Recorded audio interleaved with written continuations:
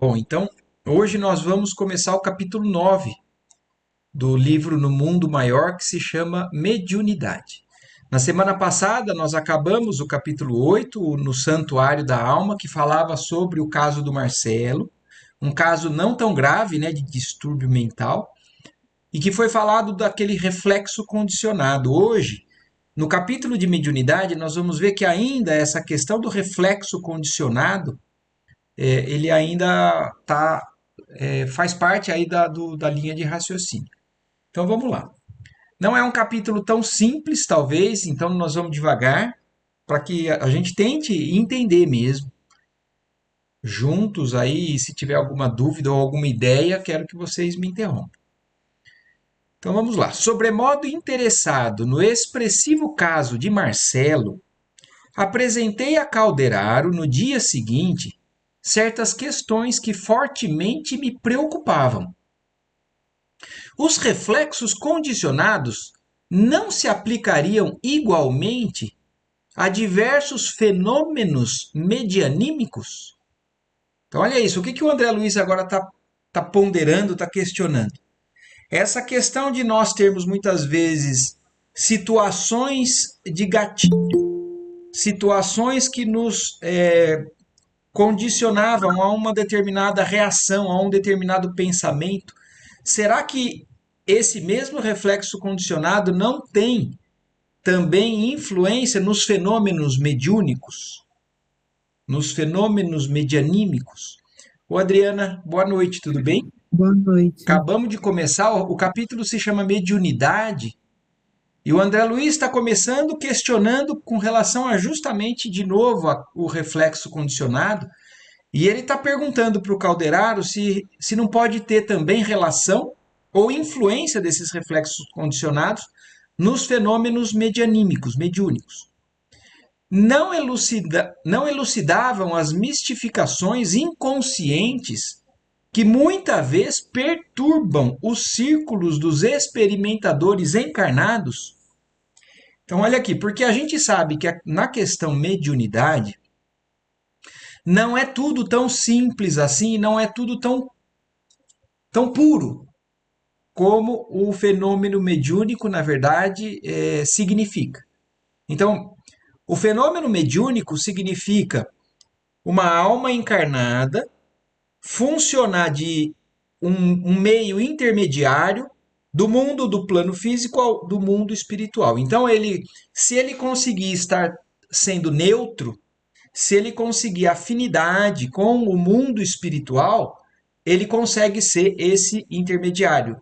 Ele consegue ser, então, um médium, que é aquele que traz informações de lá e, através do seu corpo físico, ele coloca em voz ou em palavras escritas, pode ser psicografada pela psicofonia, a comunicação de um outro espírito. Só que nós sabemos que existem processos de desenvolvimento de mediunidade, existem mediunidades que são mais puras, né? São mais refinadas, mais desenvolvidas, mas existem mediunidades que podem estar influenciadas pelo pensamento do médium, do suposto médium. Então, existem aqueles que ou falam que é algo espiritual e podem dar vazão a ideias próprias. Existem aqueles que podem imaginar que está tendo uma ideia, uma influenciação espiritual, mas pode estar sendo confundido, até por ele mesmo.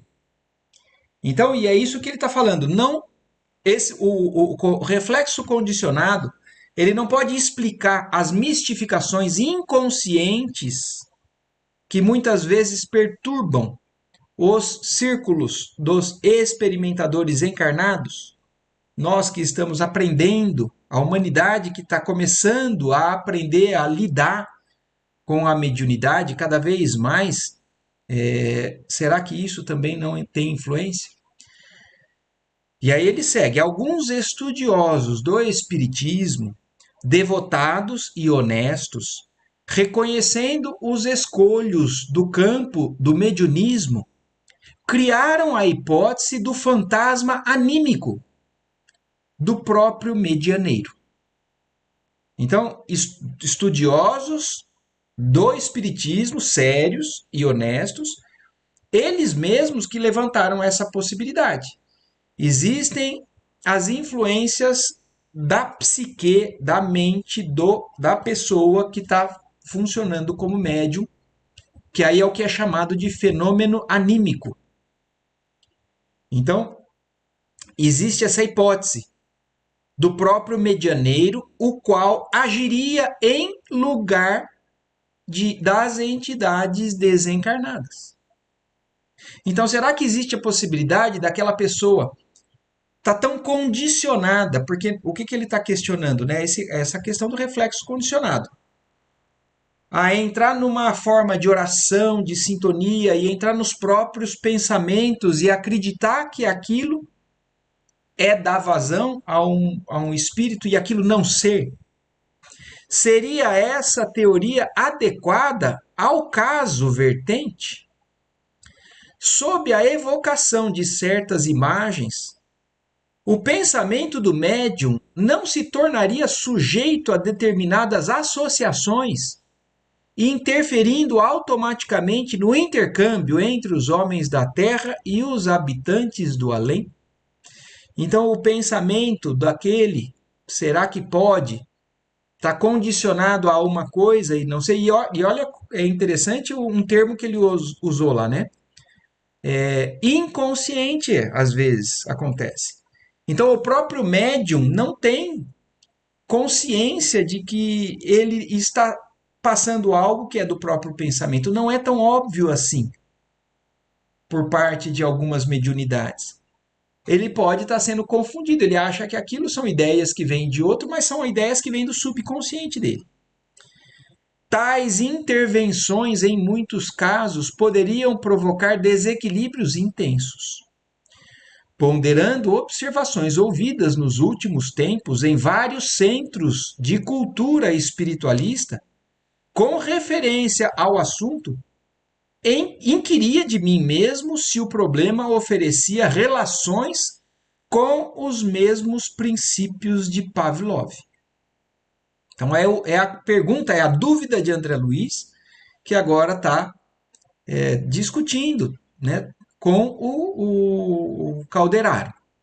O instrutor ouviu-me paciente até ao fim de minhas considerações e respondeu benévolo. A consulta exige meditação mais acurada. Então a pergunta é importante, mas exige uma reflexão ou um conhecimento um pouco mais profundo para que possa responder ou chegar a toda a explicação com relação a esse assunto. A tese animista é respeitável. Quer dizer, olha isso, o próprio Chico, através da obra de André Luiz, confirmando. A tese animista é respeitável, quer dizer, é possível sim. Então isso é algo que acontece no meio espírita, no meio da mediunidade, na humanidade, daqueles que acham que são médiums, e muitos são respeitáveis, mas existem aqueles que podem estar sendo enganados, eles próprios, ou enganando. Partiu de investigadores conscienciosos e sinceros e nasceu para coibir os prováveis abusos da imaginação. Então, olha que interessante isso, como o próprio Espiritismo, porque tem gente que, por desconhecer que isso é possível e não conhecer tanto a fundo o Espiritismo, quando tem uma experiência com um médium que não passa até aquela confiança tão grande com relação àquela comunicação, às vezes coloca em descrédito toda a cultura espírita, toda a ideia, né, do espiritismo. Mas por quê? Porque existem aqueles que não estão ainda desenvolvidos adequadamente, existem aqueles que estão mal intencionados, existem os outros que sim, estão se desenvolvendo, estão lutando, porque é um processo também, e existem aqueles que já são mais refinados nessa propriedade que eles já têm. O próprio Chico, por exemplo, o Divaldo Franco e inúmeros outros médiums já são destes que a gente não questiona. Mas existem aqueles que estão no processo e que muitas vezes não é que não desenvolveu adequadamente, podem carregar ainda muita coisa dentro do próprio íntimo, às vezes turbulências, né, emocionais ou turbulências de raciocínios que podem interferir nisso. Então, mostrando o quanto isso é delicado, o quanto isso é importante para aquele que estiver ou que tenha alguma sensibilidade, tenha a intenção de desenvolver, o quanto é importante o estudo sério ou a prática séria ou a preocupação com estar se higienizando espiritualmente e se dedicando para estudar e se desenvolver para que aquilo seja voltado para o bem, verdadeiramente, né? Mas o que o Calderaro está explicando é isso. Estes que criaram foram estudiosos, conscienciosos e sinceros, que fizeram isso para inibir esse provável abuso da imaginação daquele que ainda não está muito bem preparado. Entretanto, vem sendo usada cruelmente pela maioria dos nossos colaboradores encarnados, que fazem dela um órgão inquisitorial, quando deveriam aproveitá-lo como elemento educativo na ação fraterna. Então, a mediunidade ainda é explorada, infelizmente, inadequadamente. Na maioria das vezes, como ele fala, alguns vão num trabalho mediúnico, por exemplo, às vezes até não o médium, mas aquele que está na condição do dialogador, né, com o espírito, vão na questão, na intenção de tirar dúvidas, de tirar proveito próprio, de desmascarar às vezes, ao passo que essa comunicação, esse intercâmbio deveria cada vez mais ser utilizado para a autoeducação, para poder ouvir instruções de espíritos mais elevados e para auxiliar na ação fraterna, no auxílio aos irmãos desencarnados, por exemplo, aos inúmeros desencarnados que estão ainda em condições de desequilíbrio, de apego e que muitas vezes são levados ao centro espírita para poderem ser conduzidos, trabalhados, orientados e tudo mais.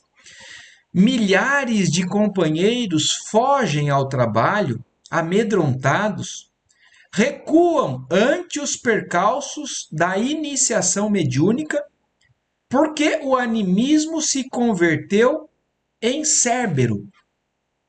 O Cérbero é aquela figura mitológica, né, que guarda. Então aqui, se a gente clicar aqui, ó, a gente vai ver o Cérbero, que é do grego, né? Demônio do poço. Na mitologia grega era um monstro, um cão de 3 cabeças, né? Que guardava a entrada do mundo inferior. E que deixando almas entrarem, mas não deixando que elas saíssem.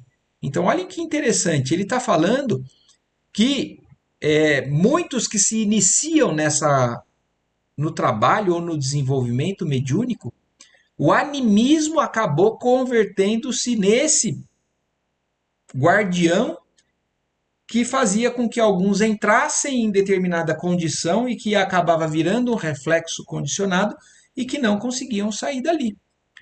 Afirmações sérias e edificantes, tornadas em opressivo sistema, impedem a passagem dos candidatos ao serviço pela gradação natural do aprendizado e da aplicação. Reclama-se deles precisão absoluta, olvidando-se lições elementares da natureza.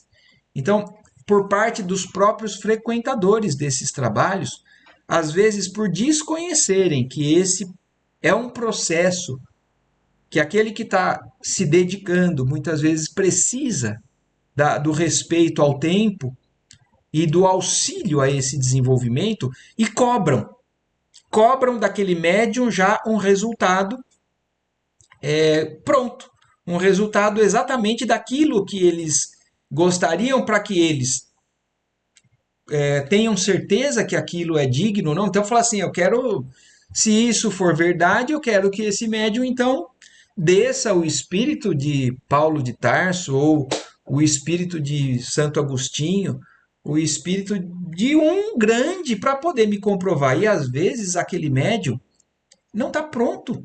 Ele está começando a se desenvolver. Ele não tem essa sintonia ainda, não tem intimamente, muitas vezes, também o preparo. E então isso acaba sendo uma exigência do grupo ou uma exigência daqueles que estão ali junto, que limitam e impedem, dificultam esse desenvolvimento. Recolhidos ao castelo teórico, inúmeros amigos nossos, em se reunindo para o elevado serviço de intercâmbio com a nossa esfera. Então, por conta daqueles que conhecem um pouco, mas só conhecem teoricamente e não conseguem se aprofundar, e eles vão para esses trabalhos despreparados também, porque que é importante uma pessoa não cair de paraquedas num trabalho mediúnico. Porque muitas vezes ela não está em condições de entender. Ela não sabe do que se trata, ela vai questionar, ela vai duvidar e às vezes ela vai até passar para frente que aquilo é mentira, que aquilo sem o devido preparo. Então, algumas pessoas sem o preparo vão a essas reuniões mediúnicas, não aceitam comumente os servidores que hão de crescer e de aperfeiçoar-se com o tempo e com o esforço. E infelizmente isso é algo que acontece mesmo. Uma única experiência, sem essa compreensão, às vezes condena o espiritismo para aquela pessoa que foi leigamente já exposta a essa possibilidade, condena às vezes o médium, porque começa a falar. Eu não acredito, o dele não é mediunidade, não, ele deve estar, é coisa da cabeça dele, e não respeita um trabalho sério que está começando a ser desenvolvido. Então, esse capítulo nos mostra, já de cara, isso, a seriedade e a complexidade que é a mediunidade. Exigem meros aparelhos de comunicação, como se a luz espiritual se transmitisse da mesma sorte que a luz elétrica por uma lâmpada vulgar. Então, ali é um lugar que aparece o espírito, então eu acho que aquele espírito vai se comunicar da mesma maneira, independente do ambiente, independente do médium. Então, o leigo que participa de um trabalho dessa maneira, muitas vezes acha que é mais simples e por esse desconhecimento acaba condenando, ou julgando e condenando todo um esforço que está sendo iniciado ali. Nenhuma árvore nasce produzindo, e qualquer faculdade nobre requer burilamento. Então, olha que bonito isso, né? Para que a gente tenha consciência e respeite também qualquer médium que esteja nesse processo e que, se possível, que nós contribuamos para, de alguma maneira, que esse desenvolvimento, que essa sintonia se estabeleça e vá se refinando cada vez mais. A mediunidade tem, pois, sua evolução, seu campo, sua rota. Não é possível laurear o estudante no curso superior sem que ele tenha tido suficiente aplicação nos cursos preparatórios através de alguns anos de luta, de esforço, de disciplina. Então, isso serve também para nós, porque todos nós temos mediunidade. E todos nós podemos participar desses cursos um pouquinho mais aprofundados de desenvolvimento mediúnico. Então, se vamos ter uma mediunidade mais ostensiva ou mais intuitiva, isso é outro caso. Mas nós podemos frequentar um curso, uma reunião de desenvolvimento mediúnico, o COEM, né? Ou algum outro curso que possa existir, para que a gente entenda que também não é assim, eu tenho ou eu não tenho. Eu estou disposto a descobrir o que eu tenho e eu estou disposto a, através do estudo, da disciplina, da luta, da constância, fazer com que isso se desenvolva, para eu poder me entender melhor, para eu poder trabalhar, me servir. Daí, André, aí o Calderaro continua explicando, nossa legítima preocupação em fase da tese animista, que pretende enfeixar toda a responsabilidade do trabalho espiritual numa cabeça única, isto é, a do instrumento mediúnico. Então o Calderaro está falando, não depende só daquele que está ali se colocando na condição de médium. Precisamos de apelos mais altos que animem os cooperadores incipientes. Então, aqueles que estão iniciando, precisamos buscar, né, o auxílio mais alto, proporcionando-lhes mais vastos recursos de conhecimento na estrada por eles mesmos perlustrada, a fim de que a espiritualidade santificante penetre os fenômenos e estudos atinentes ao espírito. Eu penso que até mesmo esse nosso grupo, isso que a gente está fazendo aqui, nós estamos desde o começo nos colocando aqui, nos entregando de boa vontade para poder alcançar uma sintonia maior, para poder alcançar uma compreensão maior. E isso eu acredito que vem sendo desenvolvido através da nossa constância, da nossa persistência. Cada vez mais, o nosso grupo, o nosso horário, o nosso compromisso, a espiritualidade que vem ao nosso encontro, está podendo ir trabalhando isso. E isso na questão da busca só dessa sintonia, mas na questão da mediunidade, do intercâmbio, para poder fazer trabalhos de psicofonia ou de psicografia, ainda mais. E é o que o Calderaro está falando. Eles levam muito a sério esse empenho, não por fazer uma única comunicação, mas por promover esse desenvolvimento dos interessados. Fez pequeno intervalo que não ousei interromper, fascinado pela elevação dos conceitos ouvidos, e continuou. Vamos à tua sugestão. Então ele explicou mais ou menos, né, a gravidade do assunto, e agora ele falou para o André Luiz, então vamos ao que você colocou aqui como questão. Os reflexos condicionados enquadram-se efetivamente no assunto. Então, aí respondendo, sim, eles têm relação. No entanto, cumpre-nos investigar domínio de mais graves apreciações. Então, não é tão simples assim. Os animais de Pavlov demonstravam capacidade mnemônica. Então, eles gravavam, memorizavam aquele ruído a um determinado acontecimento. Memorizavam fatos por associações mentais espontâneas. Isto quer dizer que mobilizavam matéria sutil, a matéria do pensamento, né? Independente do corpo denso.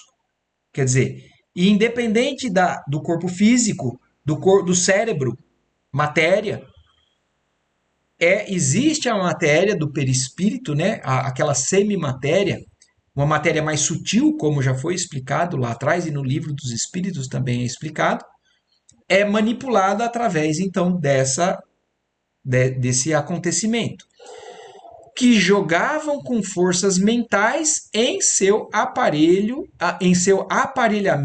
de impulsos primitivos. Então, uma movimentação por parte desses elementos sutis do pensamento eram capazes de fazer uma reação no corpo físico, nos impulsos primitivos desse aparelhamento das duas coisas, né?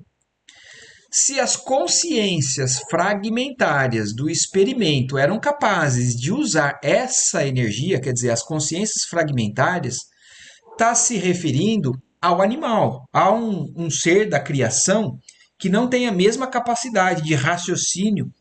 É inteligente, também tem inteligência também, mas não tem a mesma capacidade de raciocínio que a nossa, não tem o mesmo desenvolvimento também de outras percepções e moral como nós.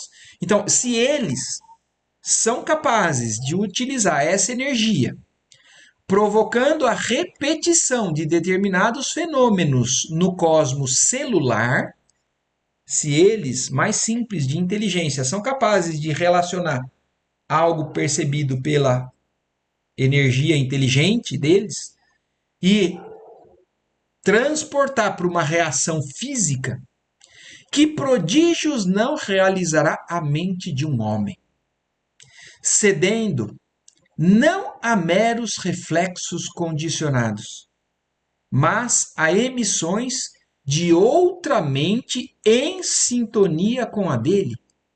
Então, olhem isso, como é muito mais delicado, como é muito mais elaborado o assunto.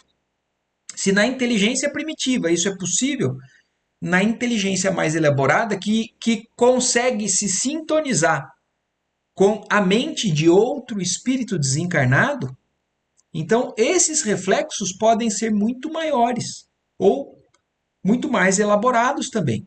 Dentro de tais princípios, é imperioso que o intermediário cresça em valor próprio. Porque se uma inteligência externa pode se utilizar dessa propriedade de alguém que está encarnado, ele pode usar pelo seu próprio interesse. É um desencarnado, por exemplo, que tem ainda alguns apegos, alguns interesses de agir na matéria para agir e prejudicar ou interferir na vida de outros encarnados. Se o intermediário não cresce em valor próprio, não refina a sua capacidade, né, de vibração, ele está sujeito a essas interferências com consequências graves, né, mais sérias. Ocorrências extraordinárias e desconhecidas ocupam a vida de em todos os recantos, mas a elevação condiciona a fervorosa procura. Ninguém receberá as bênçãos da colheita sem o suor da sementeira. Então, da mesma maneira, a importância do trabalho, do esforço, da disciplina, da perseverança daquele que está se colocando, se sujeitando a um intercâmbio dessa importância, se não tiver consciência, não vai alcançar. Se não tiver esforço, não tiver disciplina, não vai alcançar comunicações ou vibrações mais elevadas e mais vai dar sintonia. Vai fazer com que atraiam vibrações próximas daquela que condizem com o aparelho. Lamentavelmente, porém, a maior parte de nossos amigos parece desconhecerem tais imposições de trabalho e de cooperação. Exigem faculdades completas. O instrumento mediúnico é automaticamente desclassificado se não tem a felicidade de exibir absoluta harmonia com os desencarnados no campo tríplice das forças mentais, perispirituais e fisiológicas. Compreendestes a dificuldade? Então, é delicado, não é, como eu falei, não é tão simples assim. Não sei se nós todos estamos acompanhando, eu não sei nem se eu estou acompanhando todo o raciocínio que o André Luiz está passando aqui. Mas o fato é que é um processo e alguns trabalhadores nessa seara, alguns médiums, estão no princípio, estão em desenvolvimento. E por não às vezes estarem prontos, muitos de nós podemos acabar condenando, prejudicando que a continuidade daquilo aconteça por querer algo já completo, pronto, sem o esforço sem a natureza desse desenvolvimento que ela aconteça. Sim, começava a entender. As elucidações, todavia, eram demasiado fascinantes para que me abalançasse a qualquer apontamento.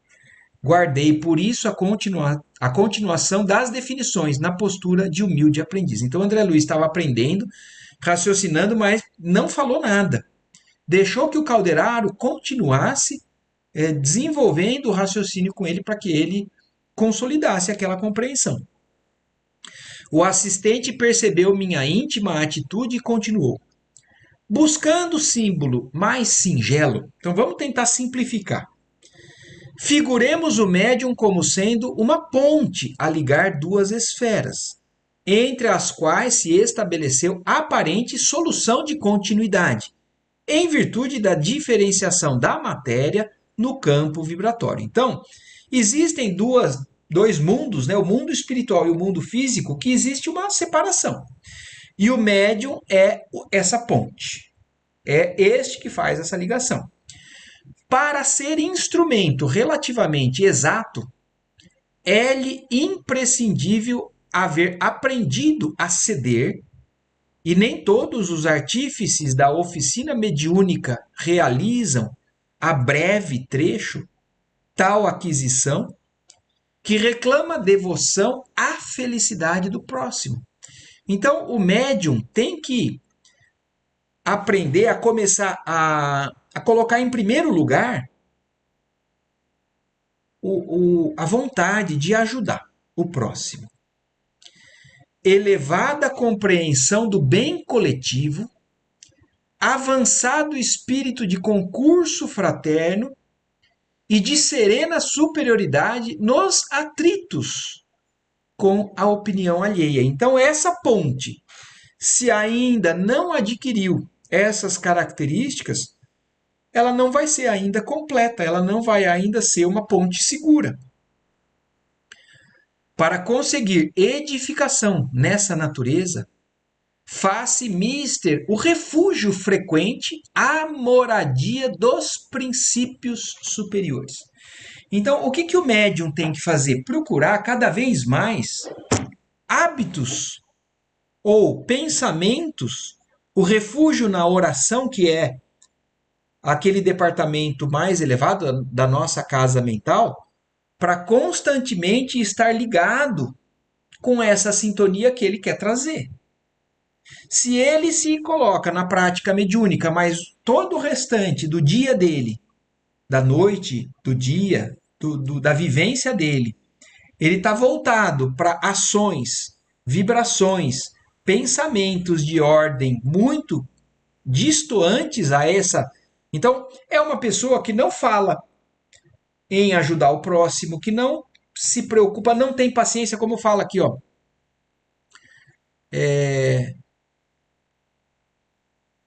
Tem que ter, né, o espírito, um avançado espírito de concurso fraterno, de enxergar o outro como irmão. A serena superioridade nos atritos com a opinião alheia, quer dizer, ele tem que enxergar algo que é muito diferente dele e não ser um tirano com relação a isso.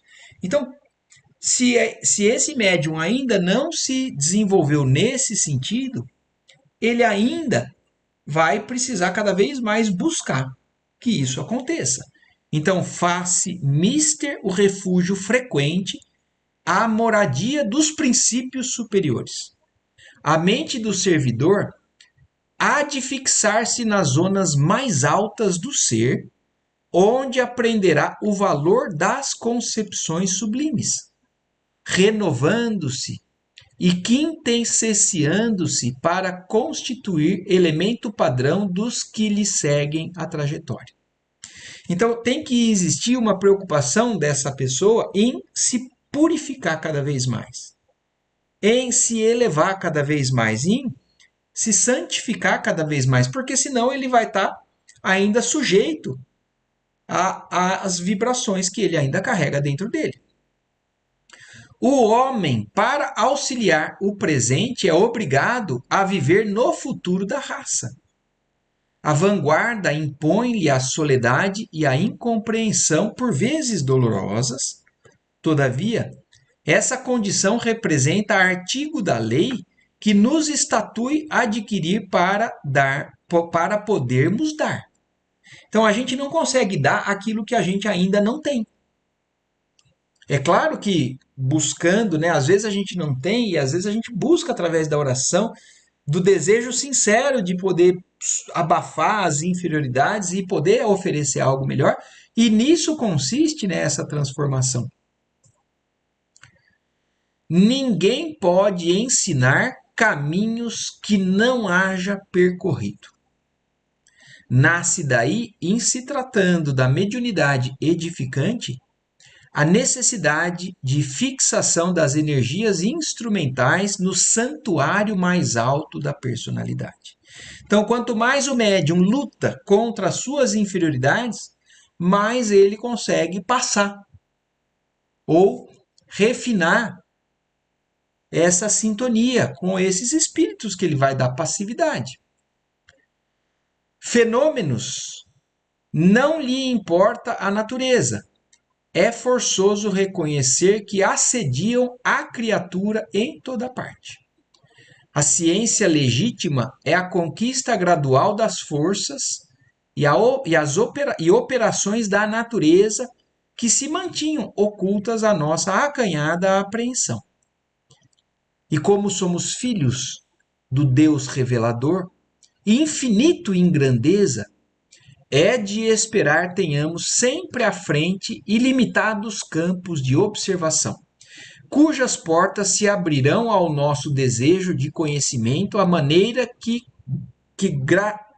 gradeçam nossos títulos meritórios. Então, quanto mais acontecer, né, esse burilamento, mais vai crescendo a capacidade ou o trabalho naquela direção. Por isso, André, consideramos que a mediunidade mais estável e mais bela começa entre os homens no império da intuição pura. Então, o Chico, por exemplo, é um exemplo desse médium mais, né, bem desenvolvido, mais estável e mais bela, das mediunidades mais belas que a gente já conheceu. E que começa através de uma intuição pura que aquele espírito sente e que, se colocado em prática, né, se seguido naquele caminho, ele vai se desenvolvendo cada vez mais. Moisés desempenhou sua tarefa compelido pelas expressões fenomênicas que o cercavam. Então, olha isso, na época de Moisés, no estágio em que Moisés se encontrava, ele deu sintonia e recebeu as expressões dos fenômenos que cercavam ele naquela determinada fase da humanidade. E ele recebe, sob essa intuição pura, né, essa sintonia, sob incoercível comoção, os sublimes princípios do Decálogo. Então ele recebe, através dessa sintonia, os 10 mandamentos, sentindo defrontar-se com figuras e vozes materializadas do plano espiritual.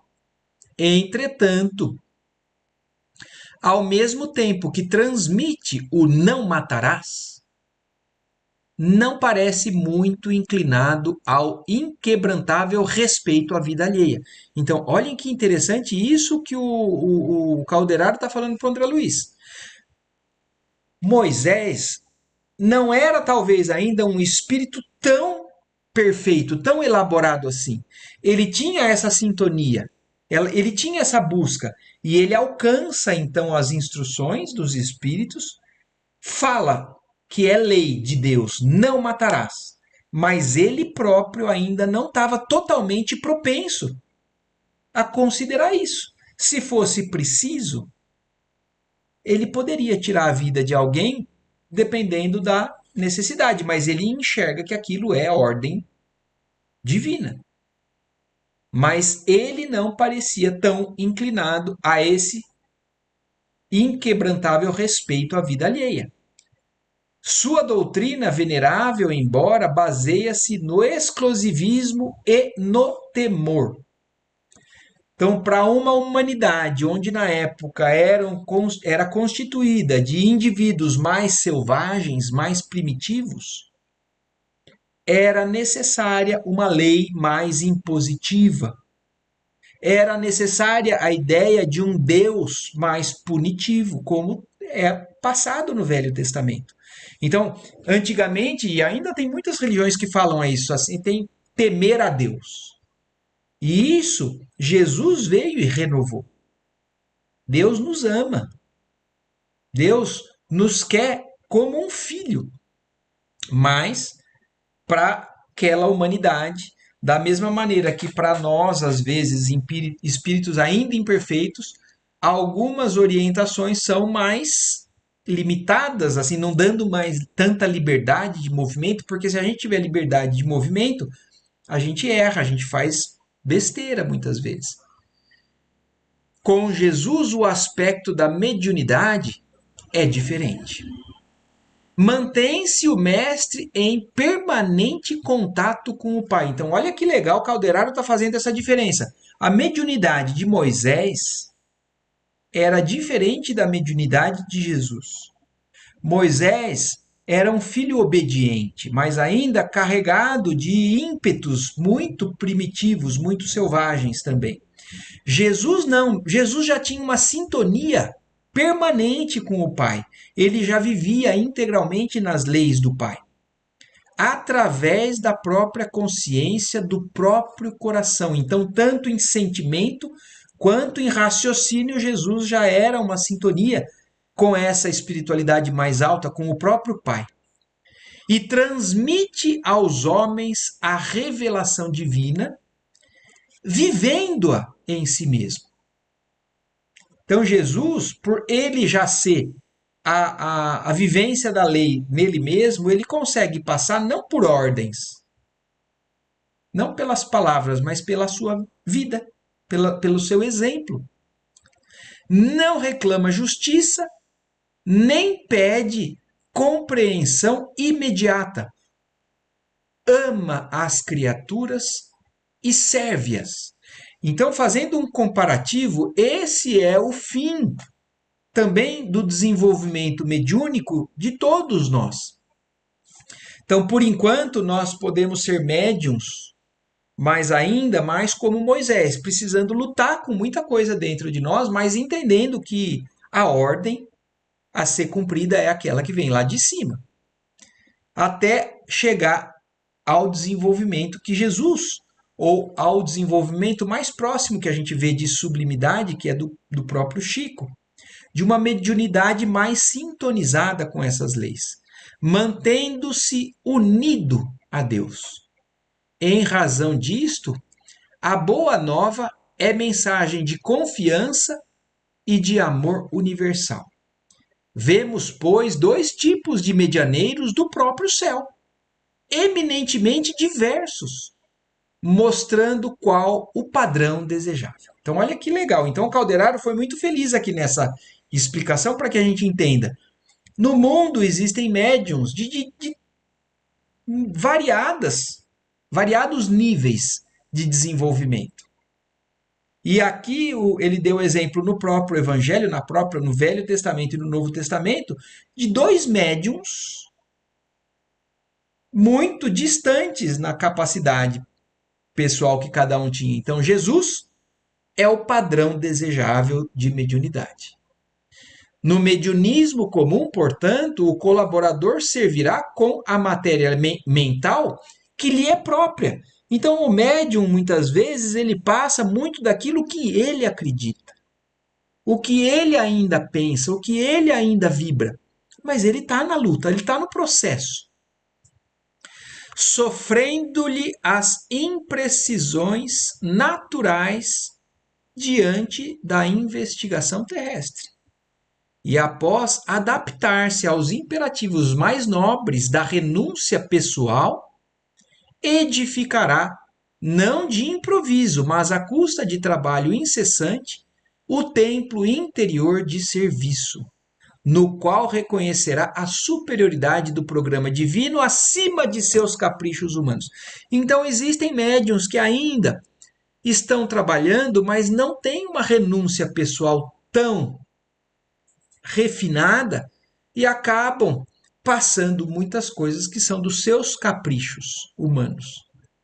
Mas isso é condenável? Não. É exatamente isso que o Calderaro está falando. Nós estamos todos nesse processo de desenvolvimento, inclusive os médiums. Cabe a nós nos juntarmos a esse esforço, se for para nós mesmos desenvolvermos a nossa mediunidade, se for para nós podermos contribuir e estarmos juntos no desenvolvimento da mediunidade de alguém, que nós entendamos que é uma luta. E através dessa luta, quando acontecer uma renúncia pessoal cada vez mais sincera, vão sendo refinados essas comunicações, essas mensagens. Atingida essa realização, estará preparado para sintonizar-se com o maior número de desencarnados e encarnados, oferecendo-lhes, como a ponte benfeitora, oportunidade de se encontrarem uns com os outros na posição evolutiva em que permaneçam através de entendimentos construtivos. Devo dizer-te que não cogitamos aqui de faculdades acidentais que aparecem e desaparecem entre candidatos ao serviço, sem espírito de ordem e de disciplina, verdadeiros balões de ensaio para os voos do porvir. Então, o que ele está falando aqui muito claramente? Esse fenômeno, né, ou a faculdade da mediunidade, não é algo que Deus tira e põe assim, esse está merecendo, eu vou dar mediunidade para ele, ou não, esse não está se dedicando, eu vou tirar. Não. É um processo, é um esforço constante que exige dedicação e disciplina. Referimos-nos à mediunidade aceita pelo cooperador e mobilizável em qualquer situação para o bem geral. Comentando atividades e tarefas, devemos salientar os padrões que lhe digam respeito. E este é o característico da instrumentalidade espiritual nas esferas superiores. Logicamente, é impossível alcançá-lo de vez. Toda obra impõe começo.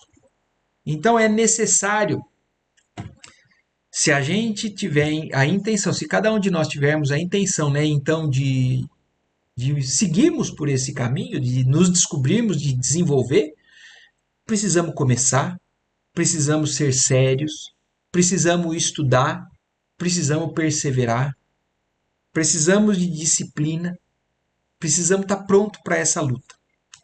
E a luta é sublime, porque a conquista é sublime. Como revelasse nos olhos a indomável comoção que se apossara de mim ante os conceitos ouvidos, o assistente modificou a inflexão da voz e tranquilizou-me. Reportando-nos ainda ao Cristo, importa-nos reconhecer que o Mestre viveu insulado no monte divino da consciência, abrindo caminho aos vales humanos. Claro está que nenhum de nós abriga a pretensão de copiar Jesus. Contudo, precisamos inspirar-nos em suas lições. Então, também nós não vamos ter a pretensão de imaginar, nossa, então você agora como Jesus. Não, mas ele é a inspiração.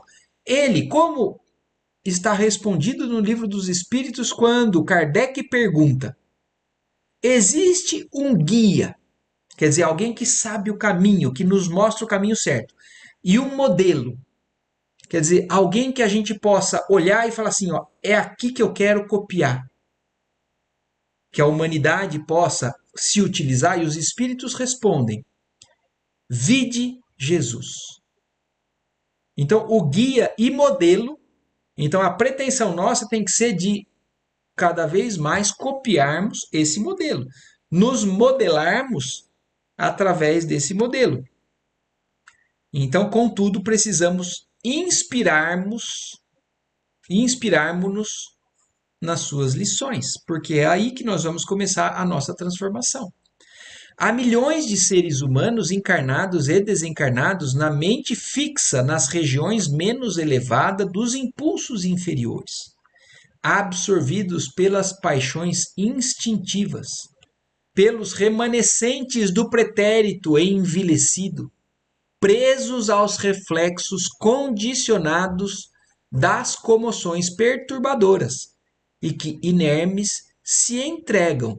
Outros tantos mantêm-se. Então, aqui ó, ele falou que a maioria, né, dos espíritos tem uma série de experiências negativas, de encarnações passadas, de desafetos, e que nós, infelizmente, também ainda vivenciamos os reflexos condicionados a essas experiências negativas e nos entregamos a isso.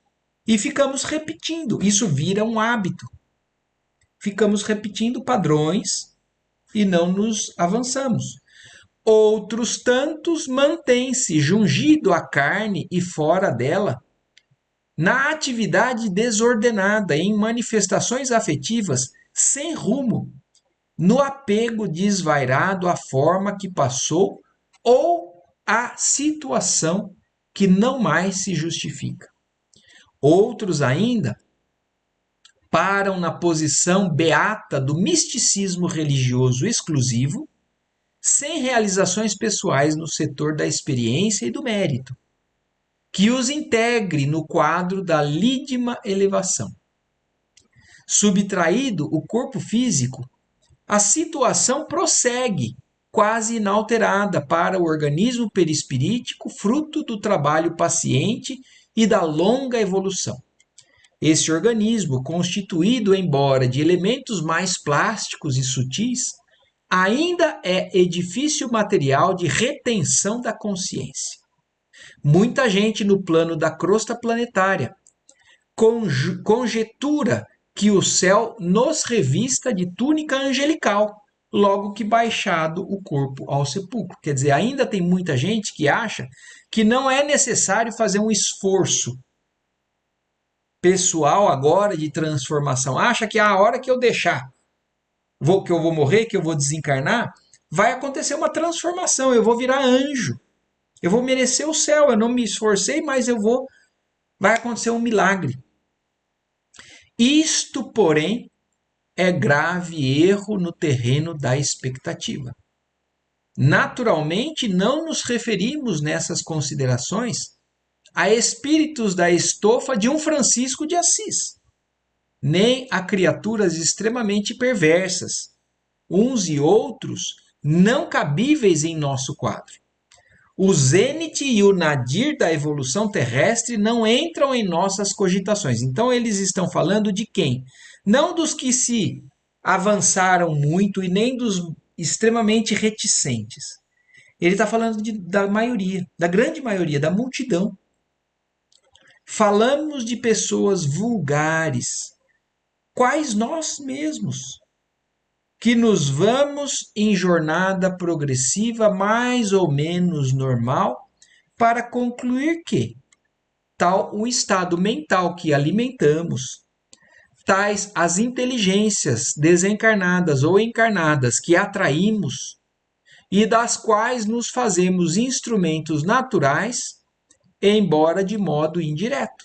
Então nós vamos sempre ser o reflexo daquilo que a gente cultiva mentalmente, tanto de relacionamento quanto de pensamento, porque isso atrai espírito tanto encarnado quanto desencarnado.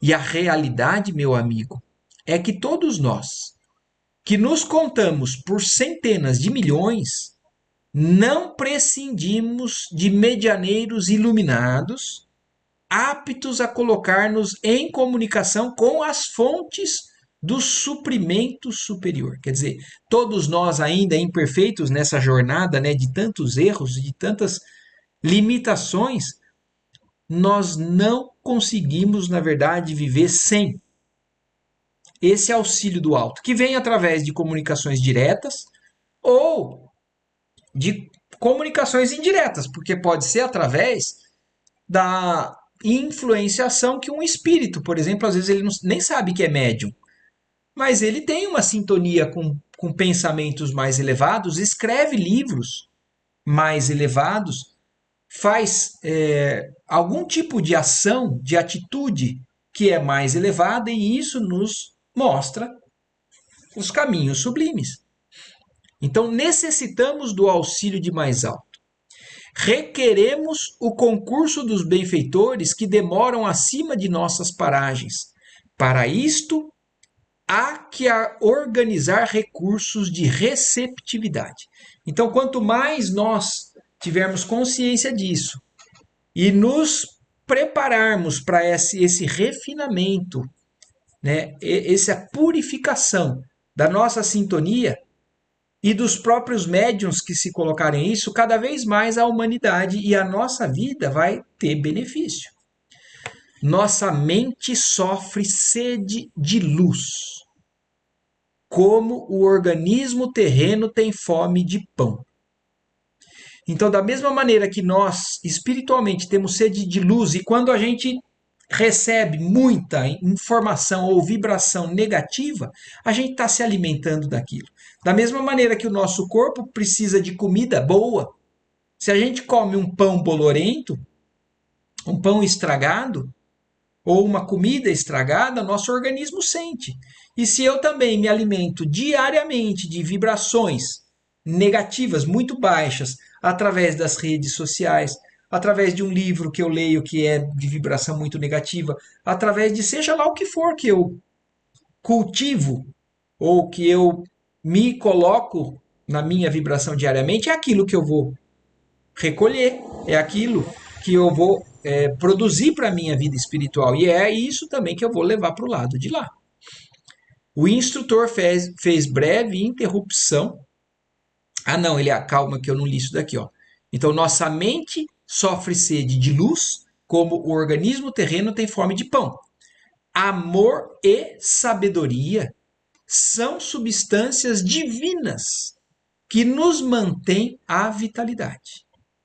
O instrutor fez breve interrupção e acrescentou: compreendes agora a importância da mediunidade, isto é, da elevação de nossas qualidades receptivas para alcançarem a necessária sintonia com os mananciais da vida superior? Então, e aqui ele está se referindo a toda a mediunidade, aos médiums de efeitos mais materiais, né? E a nós médiums por intuição, de sintonia com esses planos mais altos ou não, se a gente não refina isso. Sim, respondi, entendera-lhe as observações, ponderando-lhes a magnitude. Não é serviço que possamos organizar da periferia para o centro, prosseguiu Calderaro, e sim do interior para o exterior. O homem encarnado, quase sempre empolgado pelo sono da ilusão, poderá começar pelo fenômeno. A maneira, porém, que desperte as energias mais profundas da consciência, sentirá a necessidade do reajustamento e regressará à causa, de modo a aperfeiçoar os efeitos. Obra de construção de tempo, de paciência. Então, olha que interessante aqui. Nós vamos terminar por aqui, ó. Nós não vamos entrar no item 3, mas só para terminar, concluir esse raciocínio do Calderaro. E ele está falando que, então, da importância cada vez mais do que o Espiritismo vem trazendo para a humanidade, dessa possibilidade de buscar recursos do alto. E a gente, às vezes, pode ser atraído a uma casa espírita por curiosidade, né? por entretenimento com relação a, olha, eu quero ver o que que é uma comunicação mediúnica, vou lá, acho incrível, mas a hora que fala de mexer intimamente em coisas que estão ali enraizadas no nosso espírito, aí a gente fala, se desinteressa, foge. Mas, como ele fala, mais cedo ou mais tarde, a consciência vai começando a despertar e nós vamos sentindo necessidade de reajustamento. E aí nós vamos voltar a esses ambientes com um espírito diferente, com uma intenção diferente. Agora eu posso começar a procurar essas reuniões ou esse tipo de trabalho para poder realmente me melhorar, para poder realmente colher instruções sublimes e ajudar, auxiliar o outro através também da minha conversão, auxiliar a mim mesmo e aos outros através desse meu burilamento. É por isso que se fala tanto no espiritismo da reforma íntima, né? Então, isso é algo que é para todos nós. Não tem quem não esteja aqui, a não ser que tenhamos aqui entre nós um Francisco de Assis, como fala, né? Que já fez uma reforma íntima e veio em missão. É claro que mesmo eles dizem, né, os espíritos superiores, mesmo eles estão conseguindo refinar cada vez mais essa sintonia sublime. Mas todos nós estamos em condições diferentes.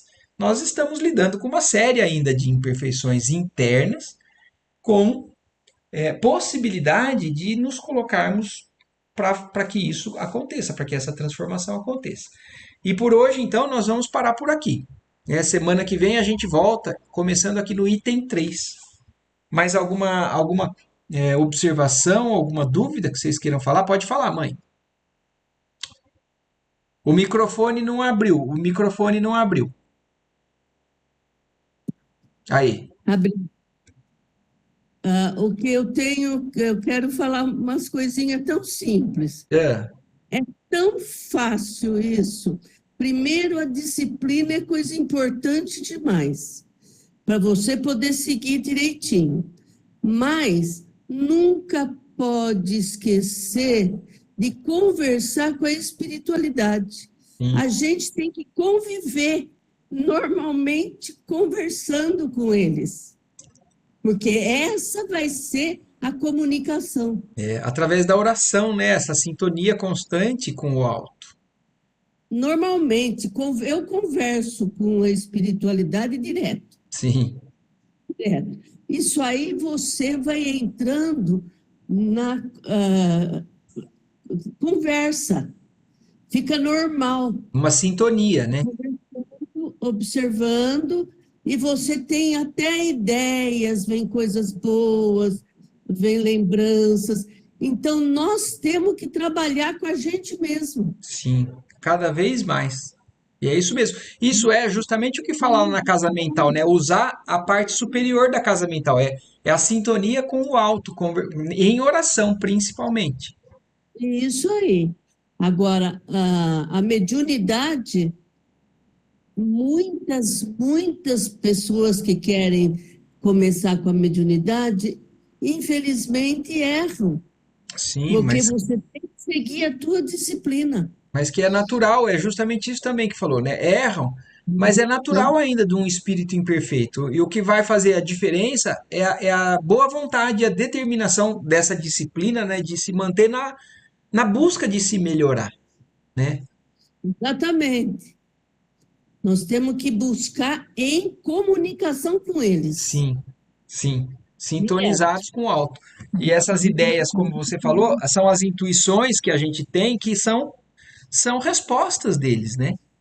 Que eles nos dão. Para quem não ouve diretamente, brota em forma de pensamento. E essa é a intuição que vem dessa comunicação mais elevada. Aprendi sempre a disciplina com amor. Exatamente. É isso que é importante. Isso mesmo. Mais alguém? Mais algo? Então é Tá isso, tudo gente. certinho. Certinho? Bom, então é isso. Agradecemos mais uma vez, então, né, pela oportunidade aqui a Deus. E então, uma ótima noite, uma ótima semana para todos. Boa Uma ótima noite, Até noite, boa boa semana que vem. semana. noite. Tchau, Obrigada. tchau.